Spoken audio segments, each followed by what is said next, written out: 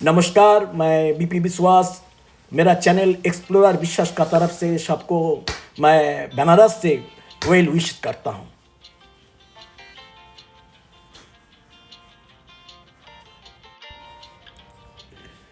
गंगा का किनारे बसा हुआ उत्तर प्रदेश का एक ज्ञान नगरी करीबन 900 बीसी पुरातन है। बीसी बोलने से बिफोर क्रिश्चियन एरा, नहीं तो बिफोर कॉमन एरा भी बोला जाता है।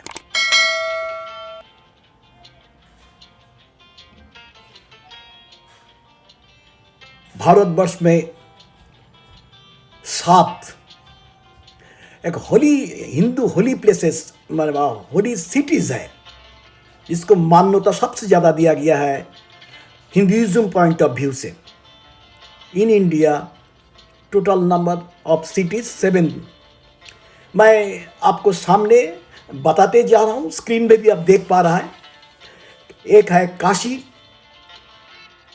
हमारा जिसके ऊपर में हम लोग आज ये आधारित चर्चा कर रहा है। उसके बाद अयोध्या, उसके बाद मथुरा, उसके बाद हरिद्वार, उसके बाद कांचीवरम, कांचीपुरम और उज्जैन और द्वारका। ये 7 सिटीज़ जो है हमारा हॉलीएस्ट सिटीज़ बोला जाता है हिंदुइज्म पॉइंट ऑफ व्यू से। और उसमें काशी को बोला जाता है स्पिरिचुअल कैपिटल। और उसी जगह में हम लोग दशाश्वमेध घाट होते हुए आगे बढ़ रहा है। सुबह का समय था, हम लोग नहाने के लिए प्रस्तुति ले रहा था। नहाने के बाद हम लोग चलेंगे कॉरिडोर घाट होते हुए, जो नया बना है हमारा काशी विश्वनाथ मंदिर में प्रवेश करूंगा, महादेव को दर्शन करूंगा। और वही रास्ता जो रास्ता हम सामने देख रहा है, जो दशाश्वमेध घाट का सामने से हम लोग आगे बढ़ रहा है।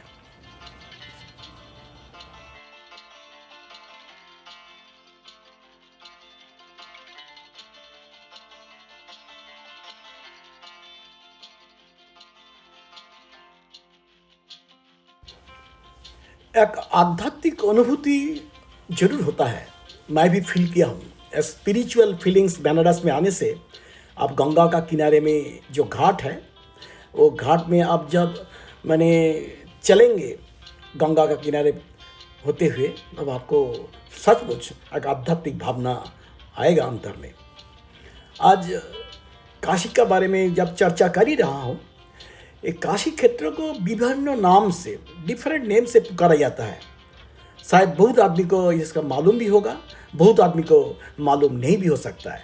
तो मैं दोबारा इसको दोहरा देता हूँ। काशी को वाराणसी व बनारस तो बोला ही जाता है, और इसको और एक नाम है अभिमुक्त क्षेत्र। मैं अभिमुक्त क्षेत्र, आनंद वन, उसके बाद रुद्राभास, शिवपुरी, त्रिपुरारी राज नगरी, विश्वनाथ नगरी, ज्ञान नगरी, विभिन्न नाम से पुकारा जाता है ये हमारा वाराणसी को व बनारस को।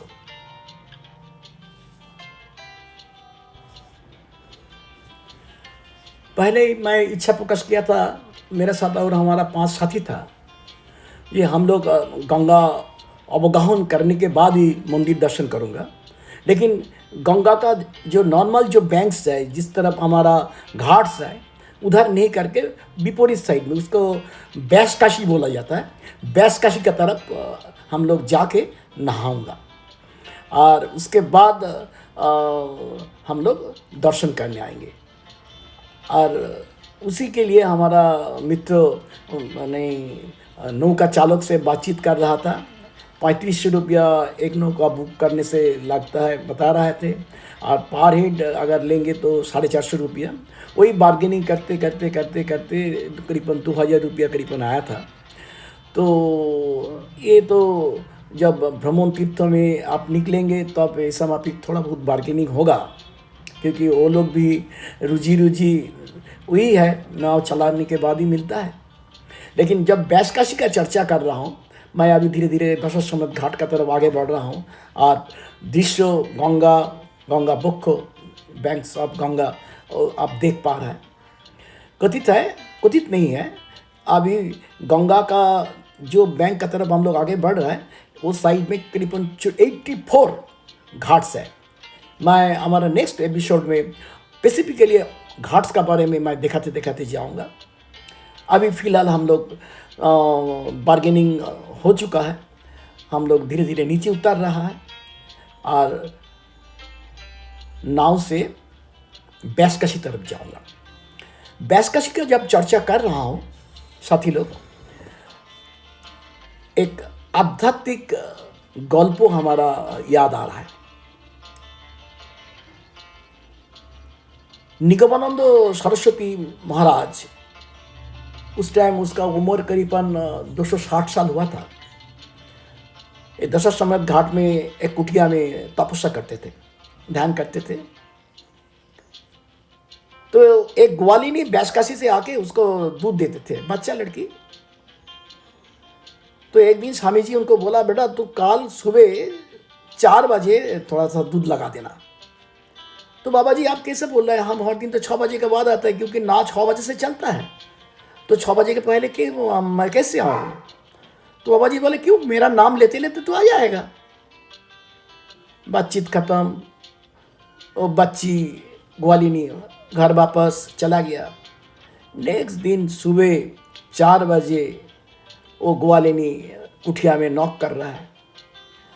बाबा जी का चला आके लड़की को डांट रहा है, बोले तू जो कल बाबा जी को बोला जब तू 6 बजे के पहले नहीं आएगा, तो आज अभी कैसे आ गया। तो ये बातचीत जब चल रहा था, तब हमारा निगमानंद सरस्वती महाराज धीरे धीरे दरवाजा का सामने आया। बेटी कैसे आया। बोले क्यों बाबा, तुम ही तो बोला ये हमारा नाम लेते लेते आ जाएगा।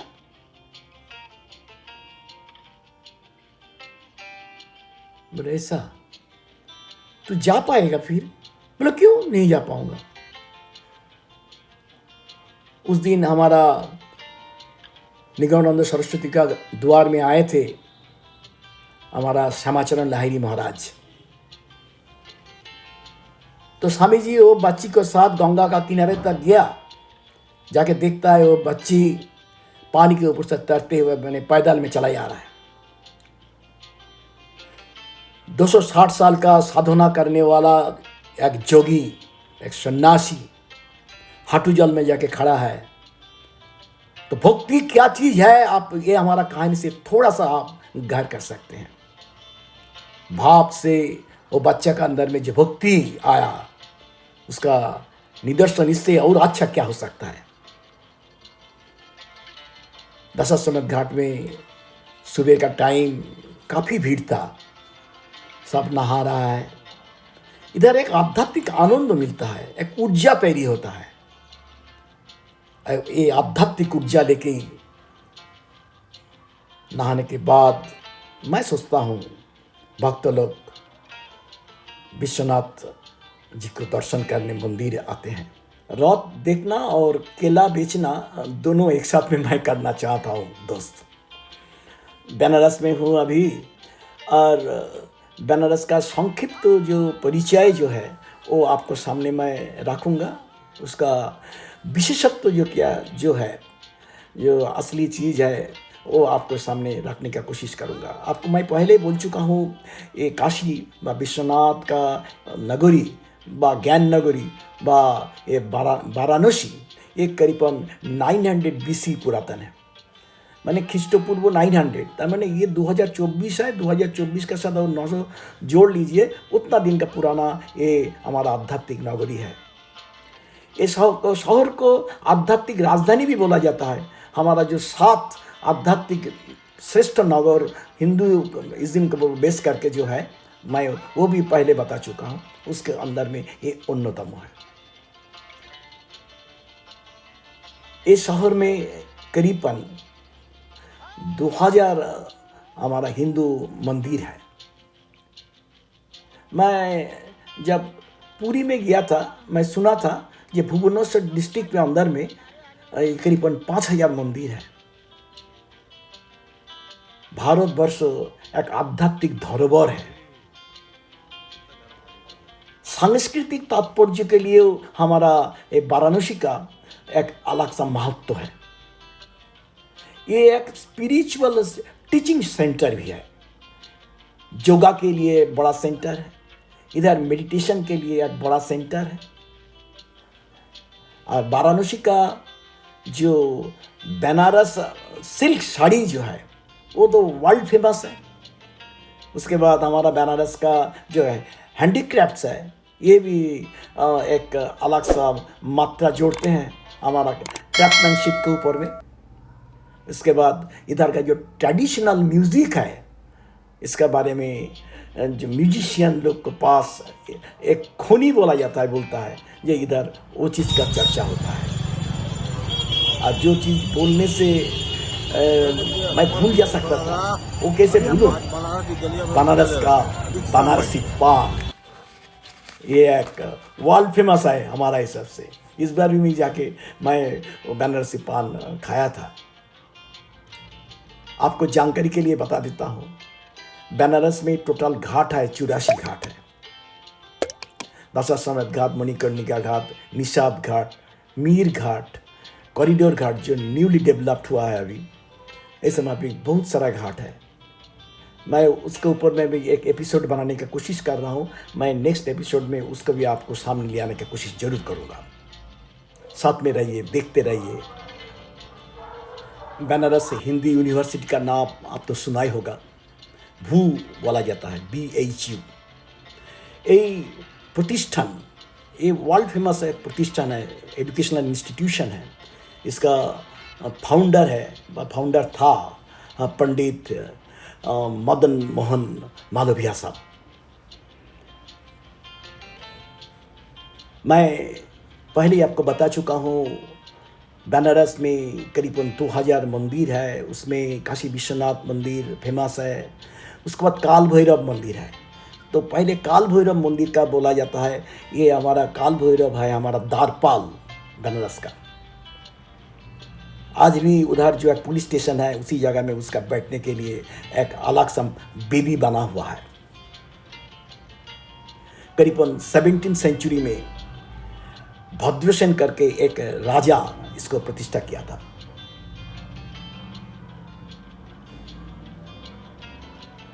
इसके बाद हमारा काशी विश्वनाथ का मंदिर, इसका शिवलिंग। हमारा भारतवर्ष में 12 ज्योतिर्लिंग है, और ये 12 ज्योतिर्लिंगों का अंदर में हमारा काशी विश्वनाथ जी ज्योतिर्लिंग रूप में एक विशेष स्थान रखे हैं। एक आध्यात्मिक चेतना का उन्मेष ये बनारस में होता है, काशी धाम में होता है।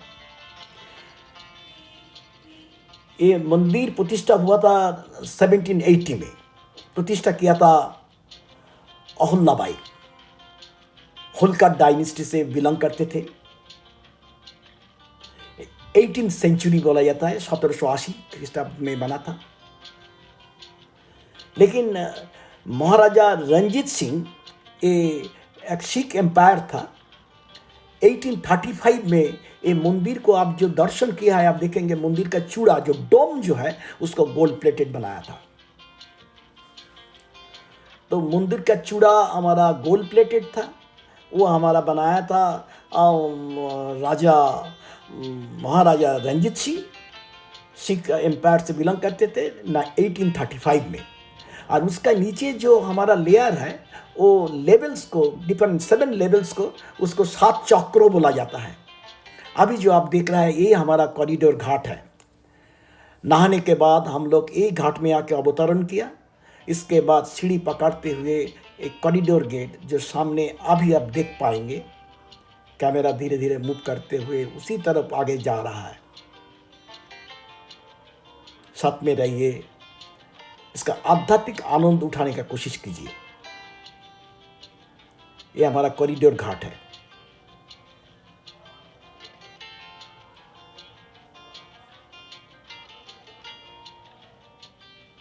आगे बढ़ रहे हैं हम लोग।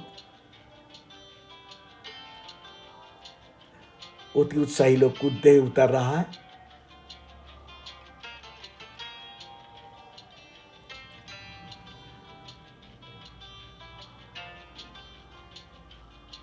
धीरे धीरे मंदिर प्रांगण में जाने के लिए काफ़ी सीढ़ी आपको तोड़ना पड़ेगा।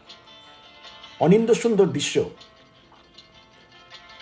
ये बनाने के लिए सरकार को काफ़ी मेहनत करना पड़ा, क्योंकि ये एरिया इतना कंजेस्टेड था, तो इसीलिए आवागमन में बहुत बड़ा प्रॉब्लम होता था। मैं कुछ स्थानीय आदमी से बातचीत कर रहा था, इसका सत्यता कभी तो जांचा ही नहीं किया हूँ। करीबन 350 जो मकान है उसको पुनर्वासन करा के तब ये माने भव्य मंदिर का एक माने प्रातिष्ठानिक रूप दिया गया है। अभी आप स्वच्छंद में बाबा जी को दर्शन कर पाएंगे। करीबन 5 से 6 लाख दर्शनार्थी ये मंदिर दर्शन करने आते हैं।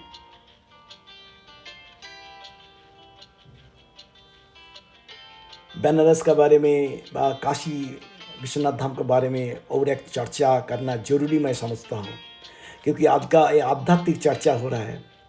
इसी देखिए तोरणद्वार का होते हुए हम लोग अंदर प्रवेश करेंगे। कथित है, विश्वास भी है, मैंने काशी धाम में जिसका जन्म होता है व जिसका मृत्यु होता है उसका दोबारा मैंने रिसाइकिल नहीं होता, मैंने उसका आत्मा का पुनराय रूप लेना नहीं पड़ता, मनुष्य रूप लेना नहीं पड़ता है, उसका मुक्ति मिलता है। इसीलिए ये एक मुक्ति धाम भी है। साथ में रहिए, देखते रहिए और आध्यात्मिक आनंद उठाते रहिए। अभी हम लोग का धीरे धीरे हम लोग प्रवेश करेंगे मंदिर तरफ, और मंदिर का अंदर का जो दृश्य आपको सामने ले आने की कोशिश कर रहा हूँ। साथ में रहिए। अभी प्रवेश करने के बाद राइट साइड कॉर्नर में जूता रखने के सुबंदोबस्त है। उधर लॉकर भी है। ये हमारा सरकारी तरफ से है। बेसरकारी प्राइवेट का तरफ से जूता रखना और सामान रखने के लिए मैंने मोबाइल से शुरू करके कोई जरूरी सामान रखने के लिए हमारा प्राइवेट लॉकर का भी बंदोबस्त है। और सामने जो आप देख रहे हैं रैंप टाइप का, वो रैंप पकड़ते हुए आपको मंदिर तरफ जाना पड़ेगा। और राइट साइड में जो रैंप में सीढ़ी तोड़ के अगर जाने में तकलीफ है तो उधर हमारा एस्केलेटर का बंदोबस्त है। राइट साइड में जो आप बिल्डिंग देख रहे हैं उसका अंदर में एस्केलेटर का बंदोबस्त है। आप देखिए लाइन कितना दूर आ चुका है, लाइन में खड़े हैं। मैं जब लाइन में खड़ा हुआ था मेरे को लगा था करीबन 5 घंटा, करीबन 5 घंटे में हमको दर्शन हुआ था जनरल लाइन में। 250 रुपया का टिकट भी है। पहले 300 रुपया था, अभी 250 रुपया हुआ है। 250 रुपया में भी आप दर्शन कर सकते हैं। उसमें कंपैरेटिवली बहुत कम टाइम लगेगा। पीछे मुड़ के गंगा का तरफ मैं जब कैमरा चला रहा था दृश्य ऐसा लग रहा था।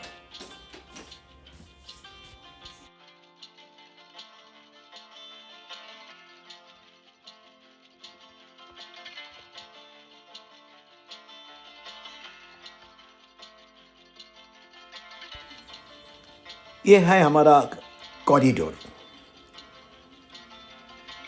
शिव जी महाराज का दर्शन करने के लिए आपको एक कॉरिडोर का अंदर में प्रवेश करना पड़ेगा। सामने हमारा पुलिस चौकी है, उधर हमारा थॉरो चेकअप होता है, स्कैनिंग करके वो लोग छोड़ते हैं। बारीकी सी बारीक चीज़ को वो लोग जाने नहीं देता है।